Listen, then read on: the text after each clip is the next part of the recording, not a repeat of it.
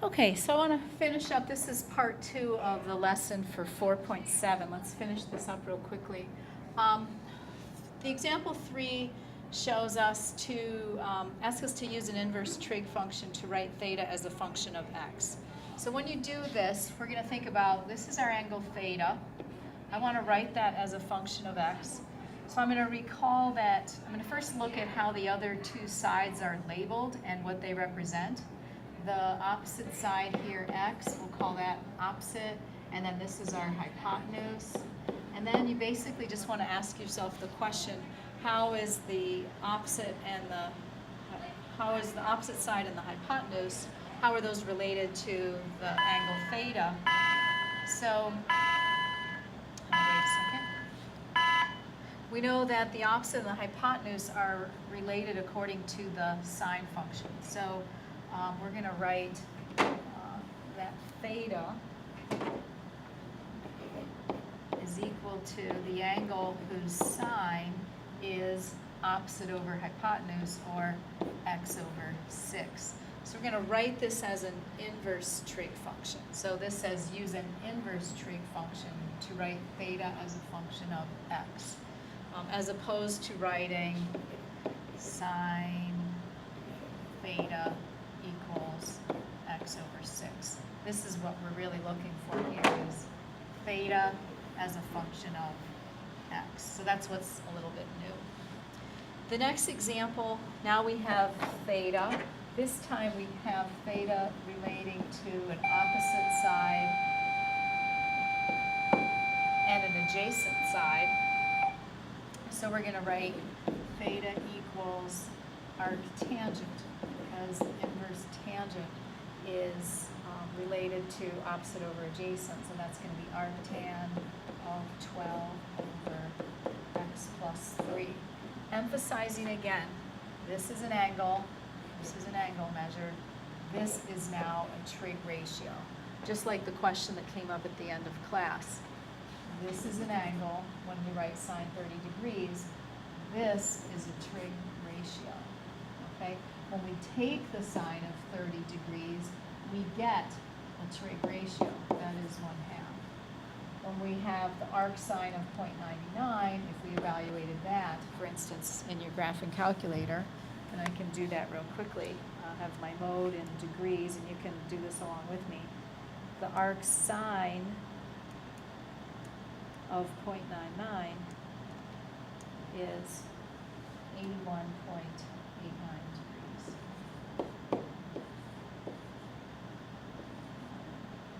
Can't get the 9 on there. 81.89 degrees. Okay, so let's move on then to another example that you're going to see on your homework tonight. And here we're going to finally apply what we learned. Here's an application where we have a TV camera, it's at ground level, filming the liftoff of a space shuttle at a point 900 meters from the launch pad. We're going to let x equal the angle of elevation to the shuttle. We're going to let y equal the height of the shuttle at any point in time. And we're going to first write x as a function of y. So as any time we do an application, we always want to start off by drawing a diagram. So we're going to think about our TV camera being right here. I'll make a little TV camera. Here's our camera.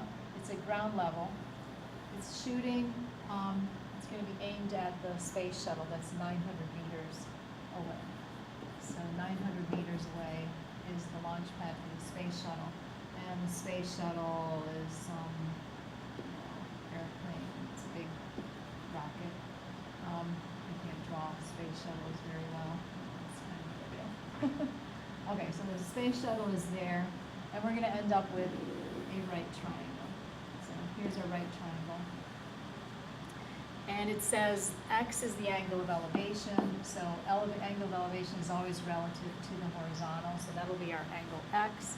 And then it's y is going to be the height of the space shuttle at any point in time. So this is where the space shuttle will travel. Okay, so we're going to write x as a function of y. So we have to realize that what we have here, relative to the angle x, this is the opposite side of the triangle. This is the adjacent side of the triangle. Opposite and adjacent are related through the tangent. So the angle x is the angle whose tangent is y opposite over 900 adjacent. So the angle whose tangent is y over 900. We've written y, x as a function of y. And then they ask us to find x when y is equal to 300 meters.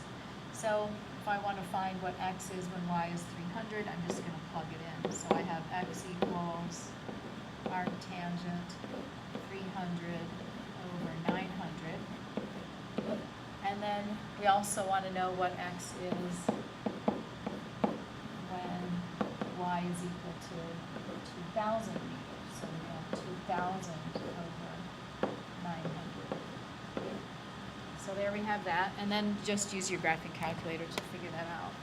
So if I do arctan, I'm just going to do 1 divided by 3 because it simplifies. So I get x equals 18.435 when I round it degrees. And then I'll do arctan 2,000 divided by 900. And in that case, I have x equals 65.772 degrees. And hopefully that makes sense to you. When the rocket is only, say, 300 meters, we have a relatively small angle. And then as the rocket climbs, if it's up towards 2,000 meters, we have here somewhere, now we have a larger angle. So the angle is increasing as the rocket gains some altitude. All right, the lesson for Thursday follows, and I want to quickly go through this just to give you a little sense of where you're heading on Thursday. And if you need to catch up, you can catch up using this recording.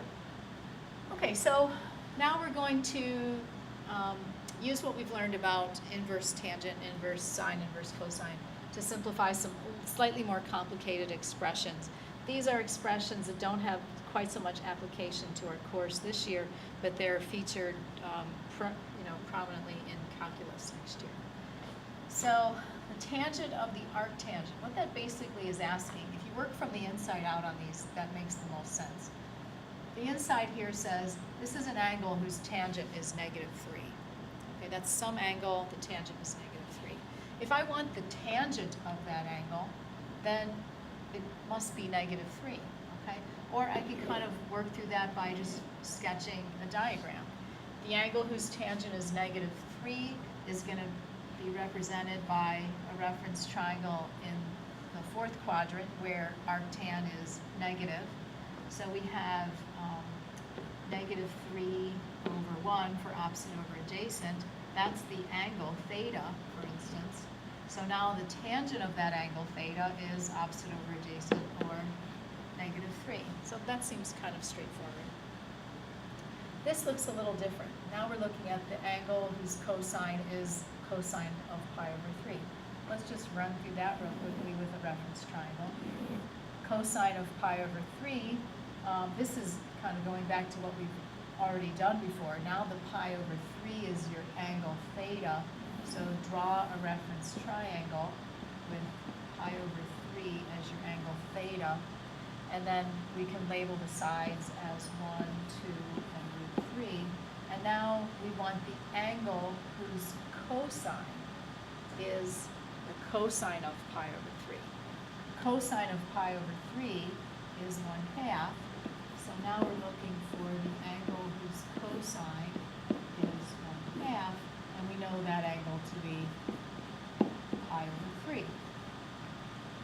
Okay, and then finally, for this problem, this one you're kind of going to have to do in your graphing calculator, unless you just think about the fact that what's inside here represents an angle. That's an angle whose sine is 1.8. If the sine is 1.8, then the sine of that angle would be 1.8. We could also think about we could graph that. The angle whose sine is 1.8 is going to be an angle where the sine, actually I'm going to just leave it as as I just described it. That's going to be a little trickier to graph. I would suggest that maybe you just use your graphing calculator for that. Do the sine of arcsine 1.8. And let's just confirm that. If I do sine of arcsine 1.8, now I get, let's see, sine of arcsine. Okay, so this is actually a good problem to look at. The sine of arcsine 1.8, I'm getting an error when I use my calculator. Why did I get an error? Well, we get an error because there is no angle that has a sine of 1.8. So that, I almost fell into that trap. The sine values, remember, go from +1 to -1. There are no sine values up here at 1.8, so we'll be off the graph. So that's fine. Okay, let's look at a few more examples before we finish up. Here's the tangent of arc cosine 1/2. Our instructions here are to sketch a reference triangle and evaluate these composite functions. So let's do that. Instead of just being sine of arc sine and cosine of arc cosine and tangent of arc tangent, now we're looking at composites of two different trig functions. Always start on the inside. The angle whose cosine is 1/2 is going to be in the first quadrant, and the adjacent side over the hypotenuse is going to be 1/2. That's what our ratio tells us. And so then the tangent of that means I need this opposite side. And I should recognize that as the ratio of sides for a 30, 60, 90 triangle. So this is going to be √3. So remember, this all represents some angle theta.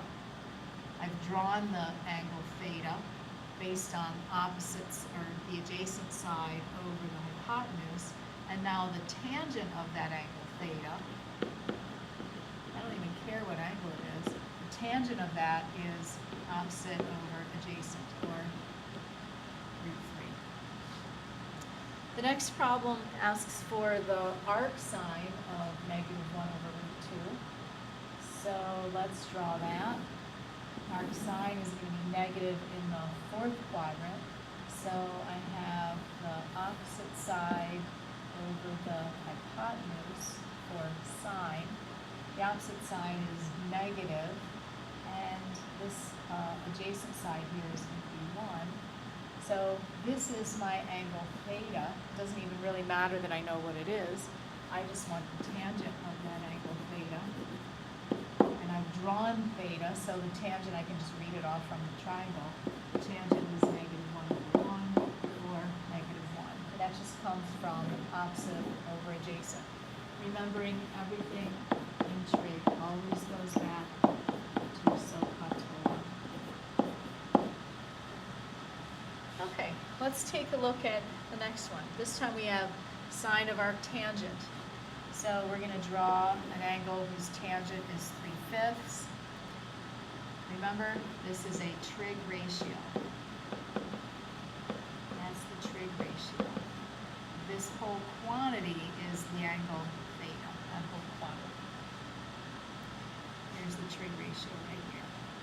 Arc tangent is positive in the first quadrant, so I'm going to draw a triangle that has an opposite side of 3 over an adjacent side of 5.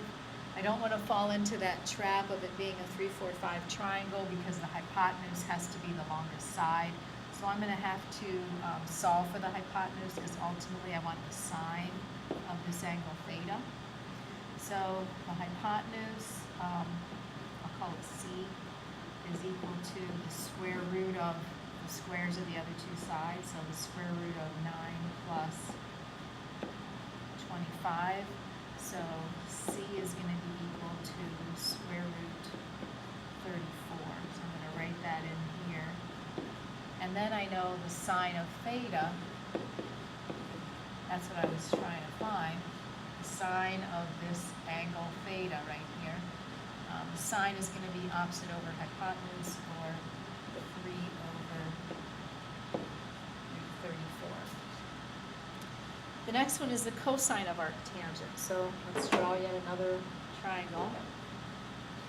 Arc tangent is negative in the fourth quadrant, And these ratios are going to be, this is going to be for the opposite side over the adjacent.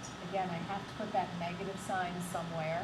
It's going to go right here because the y-coordinates are going to be negative in that quadrant.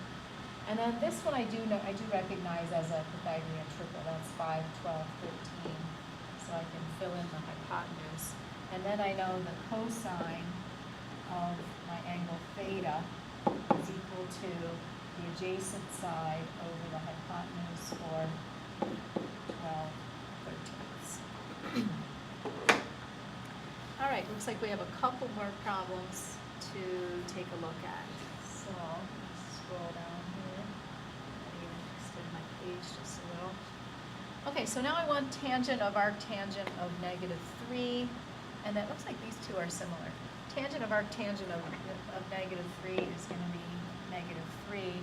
Sine of arcsine 1.8. Again, that one's going to be undefined because there is no angle with a sine ratio of 1.8. So that one's going to be undefined.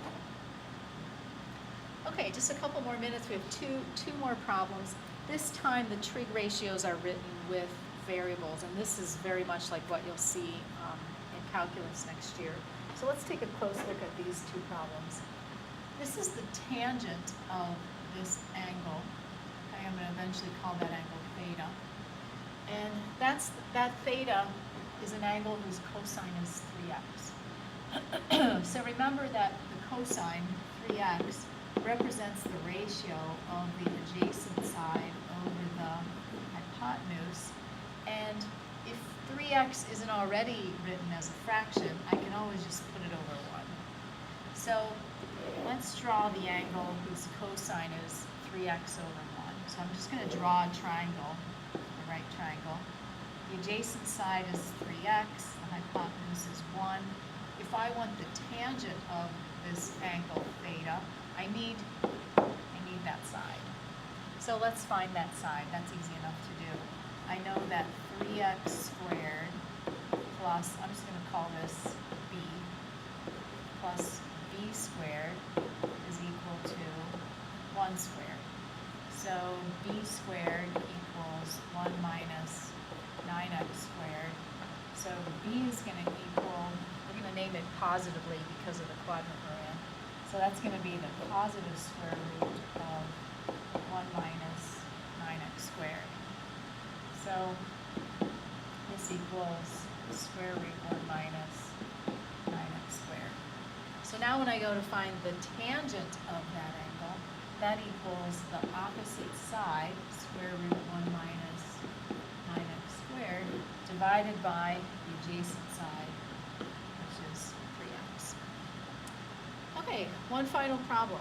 Sine of the arctangent of x minus 1. So this time, this is my angle theta. It's an angle whose tangent is x minus 1. So I'm going to draw a right triangle. The tangent is the opposite side over the adjacent. Again, I'm just writing x minus 1 as a fraction so that I can talk about the opposite side over the adjacent side. So that's my angle theta.